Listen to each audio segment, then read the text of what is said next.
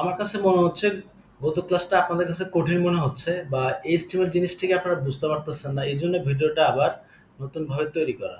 যাই হোক, আমরা দেখছি যে এইচটিএমএল মানে হলো একটা ওয়েবসাইটের স্ট্রাকচার তৈরি করা। মানে একটা ওয়েবসাইট কেমন হবে, লেআউট কেমন হবে, ওইটা আমরা এইচটিএমএল এর মাধ্যমে তৈরি করে থাকি। তারপর সিএসএস এর মাধ্যমে জিনিসটা ডিজাইন করে থাকি। আচ্ছা দেখেন, একটা এইচটিএমএল সাইট মানে কেমন হয় সাধারণত। আপনি ধরেন এটা একটা আমাদের এইচটিএমএল সাইট, একটা বেবি কেয়ারের ওয়েবসাইট। আপনি এখানে ধরেন এই সাইটটা আমরা তৈরি করছি এইচটিএমএল সিএসএস দিয়ে। হ্যাঁ? এটা একটা আমাদের এইচটিএমএল সিএসএস ওয়েবসাইট। এখন দেখেন এখানে যদি সিএসএস না থাকে তাহলে কেমন হবে। এখানে প্রত্যেকটা এলিমেন্ট মানে প্রত্যেকটা এলিমেন্ট কিন্তু ট্যাগ ট্যাগ দিয়ে তৈরি করা। দেখেন প্রত্যেকটা সেকশন কিন্তু ট্যাগ দিয়ে তৈরি করা। এইটা একটা হেডিং ট্যাগের মাধ্যমে শো করাইছি আমরা, এটা একটা সাব হেডিং এর মাধ্যমে শো করছে, এটা একটা বাটন ট্যাগের মাধ্যমে শো করছে। মনে রাখবেন প্রত্যেকটা প্রত্যেকটা কন্টেন্ট আমরা ট্যাগের মাধ্যমে শো করাবো। এটা হলো ইমেজ ট্যাগের মাধ্যমে শো করাইছি, ঠিক আছে? কোনো সিঙ্গেল টেক্সট আমরা শো করাই নাই। এই যে এই কন্টেন্টটুকু শো করছি পি ট্যাগের মাধ্যমে। এই জন্য আপনাকে প্রথমে ট্যাগগুলো ভালোভাবে জানতে হবে। আপনাকে বলি ট্যাগের কাজটা কি। এইচটিএমএল এ এই যে এইচটিএমএল এর যত ট্যাগ আছে এই জিনিসগুলো আমরা আস্তে আস্তে শিখবো। ধরেন আপনার হেডিং ট্যাগ, এগুলো সবই আমরা আস্তে আস্তে দেখবো। Heading 1, heading 2, heading 3, heading 5, heading 6, এরকম হেডিং 6টা আছে। প্যারাগ্রাফ ট্যাগ কিভাবে লিখতে হয় জিনিসগুলো আমরা শিখবো। হ্যাঁ? এখন আপনি দেখেন এই যে লিঙ্ক ট্যাগ কিভাবে করবেন বা ওই যে বাটন কিভাবে বানাবেন, এই জিনিসগুলো কিন্তু আমাদের সবগুলো জানতে হবে। আপনি যখন ছোটবেলায় ছিলেন তখন কিন্তু প্রথমেই আপনি অক্ষর মানে প্রথমে আপনি কথা বলা শিখেন নাই। প্রথমে আপনি সবার আগে আমাদের কি শিখতে হয়? সবার আগে স্বরে শিখতে হয়। তাই না? তারপরে ওই স্বরে শিখে আমাদের কি করতে হয়? ওয়ার্ড বানাইতে হয়।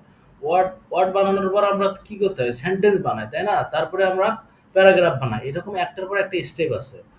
আপনি তো প্রথমেই আপনি অনেক বড় রচনা লিখতে পারতেন না ছোটবেলায়। একটার পর একটা শিখছেন, একটার পর একটা পারছেন। এই এলিমেন্টের মানে এই HTML5 এর বিষয়টাও সেম। আপনাকে একটা ওয়েবসাইট বানানোর জন্য প্রথমেই একটা ওয়েব স্ট্রাকচার দাঁড় করাতে হবে HTML এর মাধ্যমে। এই জন্য HTML এর মাধ্যমে দাঁড় করানোর জন্য আপনাকে HTML যে ট্যাগগুলো আছে এই জিনিসগুলো আমরা জানবো। এই জিনিসগুলো আস্তে আস্তে আমরা জানবো। এগুলো ২-১ দিনের কাজ না, এগুলো ২-১ মাস লাগবে জিনিসগুলো বেসিক কনসেপ্টটা ক্লিয়ার হওয়ার জন্য। তারপরে আপনারা এরকম সুন্দর সুন্দর ওয়েবসাইট বানাইতে পারবেন। আপনাদের যেটা বলতেছি দেখেন এখানে কিন্তু কোনো কিছু আপনার সবকিছু ট্যাগের মধ্যে। দেখেন সবকিছু ট্যাগের মধ্যে, সবকিছু ট্যাগের মাধ্যমে। কোনো কনটেন্ট কিন্তু ট্যাগের বাইরে না। স্পেন একটা ট্যাগ, টাইটেল একটা ট্যাগ, তারপরে এখানে দেখেন এই যে এই একটা ট্যাগ, এর মাধ্যমে একটা ট্যাগ লিখছে। একেক ট্যাগের কাজ একেক রকম। এই ট্যাগগুলো আমরা আস্তে আস্তে শিখবো। সব ডিটেইল আমরা বিস্তারিত দেখবো। তাই ভয় পাওয়ার কিছু নাই। আমরা আস্তে আস্তে শিখবো। কারণ আপনি যদি খুব দ্রুত করতে চান তাহলে শিখবেন না, বুঝবেন না। অনেক ট্যাগ ছাড়া পড়ে যাবে। এত সুন্দর সুন্দর ডিজাইন আপনারা করতে পারবেন না। এজন্য আমরা আস্তে আস্তে সব শিখবো, আস্তে আস্তে সব জানবো। যাই হোক, এখন দেখেন সিএসএস ছাড়া একটা ওয়েবসাইট কেমন হয় দেখেন। আমি ধরেন এখানকার যত সিএসএস ফাইল আছে সব ফেলাই দিচ্ছি। তাহলে দেখেন আমাদের ওয়েবসাইট কেমন হবে। এই যে আমরা কিন্তু এটা স্ট্রাকচারটা দাঁড় করাইছি HTML এর মাধ্যমে। হ্যাঁ? এই ট্যাগ কোথায় কি হবে, ইমেজ ট্যাগ কেমন হবে, লেআউট কেমন হবে দেখেন। আমি কিন্তু সিএসএসটা ফেলার কারণে আমাদের ওয়েবসাইটটা এমন হয়েছে। জাস্ট আমরা স্ট্রাকচারটা তৈরি করি HTML এর মাধ্যমে। হ্যাঁ? আর সিএসএস এর মাধ্যমে জিনিসগুলো আমরা সুন্দরভাবে ডিজাইন করি। দেখেন আমি আবার ওগুলা নিয়ে এসে সেভ দিলাম। এখন দেখেন আমাদের ওয়েবসাইটটা সুন্দর একটা আউটলুক শো করতেছে। আশা করি আপনারা বুঝতে পারতেছেন ট্যাগের কাজটা কি আরকি। মানে ট্যাগের প্রত্যেকটা জিনিসই আমরা ট্যাগের মাধ্যমে আউটপুট নিয়ে আসবো। এই ইমেজটা কিভাবে আসবে, আইকন কিভাবে আসবে, এগুলো ট্যাগের মাধ্যমে সব কাজ করবো আমরা। যেমন ধরেন এই ইমেজটা আমরা ইমেজ ট্যাগের মাধ্যমে নিয়ে আসছি। এই যে ইমেজ ট্যাগের মাধ্যমে নিয়ে আসছি। এই কনটেন্টটা নিয়ে আসছি কিসের মাধ্যমে? ইনস্পেক্ট এই যে H2 ট্যাগের মাধ্যমে আমরা এটা নিয়ে আসছি। দেখেন কোন কনটেন্ট কিন্তু আপনার এই লিস্টে নিয়ে আসছি কিসের মাধ্যমে? দেখেন ULLI ট্যাগের মাধ্যমে আমরা এই লিস্টটা নিয়ে আসছি। মানে এই ট্যাগগুলো আমাদের জানতে হবে। এই অক্ষরগুলো আমাকে চিনতে হবে। না হলে আপনি পারবেন না। এজন্য আমরা ট্যাগগুলা বিস্তারিত দেখব, বিস্তারিত আলোচনা করব। আমার কেন জানি মনে হচ্ছে আপনারা জিনিসগুলো বুঝতেছেন না বা কঠিন মনে হচ্ছে। এইজন্য এই ভিডিওটা তৈরি করা। আরেকটা বিষয়, আপনারা ওপেনিং ট্যাগ আর ক্লোজিং ট্যাগ বিষয়টা অনেকেই বুঝছেন, অনেকেই বুঝেন নাই। দেখেন আমরা বলছি যে পুরো ওয়েবসাইটটা থাকবে কার মাধ্যমে? HTML এর মাধ্যমে, HTML ট্যাগের মধ্যে। আর ডক টাইপ HTML মানে এটা আপনাদের অবশ্যই লিখতে হবে। এটা মানে একটা এই এই কোডগুলা মানে এই ওয়েবসাইটটা HTML5 ভার্সন বোঝাচ্ছে আরকি। মানে HTML5 ভার্সনে আপনি কোডগুলো লিখতেছেন আরকি। এটা ব্রাউজারকে বোঝাচ্ছেন, আমি HTML5 এ কোডগুলো লিখতেছি। যাই হোক, এটা HTML5 এর লেটেস্ট ভার্সনে কাজ আমরা করতেছি। এটা ব্রাউজারকে আমরা বোঝাচ্ছি। এটা মানে ডক টাইপ HTML, এটা অবশ্যই লিখতে হবে। তারপর কোডগুলো আপনাকে HTML এর মধ্যে লিখতে হবে, টোটাল যে ওয়েবসাইটটা আছে। এবং আপনাকে ২ ভাগে ভাগ করতে হবে। একটা হেড, একটা বডি। হেডের মধ্যে শুধু থাকবে এইটা, আর বডিতে থাকবে সব কনটেন্ট। হেডের মাধ্যমে শুধুমাত্র এই ফেভিকন, টাইটেল আর মেটা ট্যাগ গুলো থাকবে। আর কনটেন্টের মাধ্যমে আপনার এই বডির মধ্যে সব কনটেন্ট থাকবে। এখন এই যে এই হেডের মধ্যে আপনার এই যে জিনিসগুলো রাখবো, আর বডির মাধ্যমে আমরা শুধুমাত্র আমাদের এই কনটেন্টটা শো করাবো। তো দেখি আমাদের কনটেন্টটা কেমন শো করে।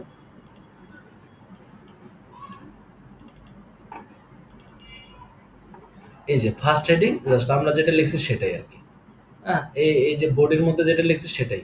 আপনি যদি এটা সরাই ফেলেন তাহলে কিন্তু এটা শো করবে না। এই যে দেখেন, আমাদের এই পুরো আমাদের যে ডিজাইন করব, তখন আমরা সব ট্যাগ যদি আমরা জানি, তো তখন আমরা এরকম সুন্দর সুন্দর ডিজাইন করতে পারবো। এগুলো ট্যাগের কাজ আরকি। এরকম অনেক ট্যাগ আছে, জিনিসগুলো আমরা আস্তে আস্তে শিখবো আরকি। যাই হোক, আমরা ট্যাগ যেটা বললাম, ট্যাগটা তো আমরা মোটামুটি শিখছি সেদিন। ধরেন একটা প্রত্যেকটা জিনিসেরই ট্যাগ আছে। মানে এই যে ধরেন এই বললাম যে হেডিং ট্যাগের জন্য হেডিং H1 ইউজ করা হয়, ইমেজ ট্যাগের জন্য ইমেজ 1 ইউজ করা হয়, বা এরকম আপনার আরো লিস্ট লিস্ট শো করার জন্য এরকম লিস্ট ট্যাগ শো করানো হয়। জিনিসগুলো আমরা আস্তে আস্তে ডিটেইল দেখবো। হ্যাঁ, লিংক লিংকের জন্য বাটন অথবা এই ট্যাগ ইউজ করা হয়। এখন ট্যাগের কাজটা কি, ট্যাগটা কিভাবে লিখবেন দেখেন। আপনার লেফট অ্যাঙ্গেল, তারপরে ট্যাগ নেম দিবেন। যেকোনো সে ট্যাগ নেম হতে পারে, যেটা আমাদের যেভাবে ট্যাগ নাম লাগবে যে জায়গায় সে ট্যাগ লিখবো। ট্যাগ নেম রাইট অ্যাঙ্গেল, আবার কি দিবেন, এখানে কিছু কন্টেন্ট দিবেন। তারপর আবার কি করবেন, left angle backslash tag name, ওই ট্যাগ নেমটার নাম দিতে হবে আর কি, যে ট্যাগ নেমটা আপনি দিচ্ছেন ট্যাগ নেম, এবং রাইট অ্যাঙ্গেল ক্লোজ। দেখেন ট্যাগ নেম কিভাবে লেখে, ওই ট্যাগ নেমটা লিখতে হবে, তারপরে এখানে কন্টেন্ট দিতে হবে, তারপরে এখানে ট্যাগ নেমটা লিখে আবার ক্লোজ। এই না, এখানে যে নাম দিবেন এখানেও সেই নাম দিতে হবে। এখানে কিন্তু আলাদা আলাদা নাম দেওয়া যাবে না। ধরেন আপনি এইচন ট্যাগ দিবেন, ধরেন এইচন ট্যাগ দিবেন, তাহলে আপনাকে অবশ্যই এখানে এইচন ট্যাগ দিতে হবে।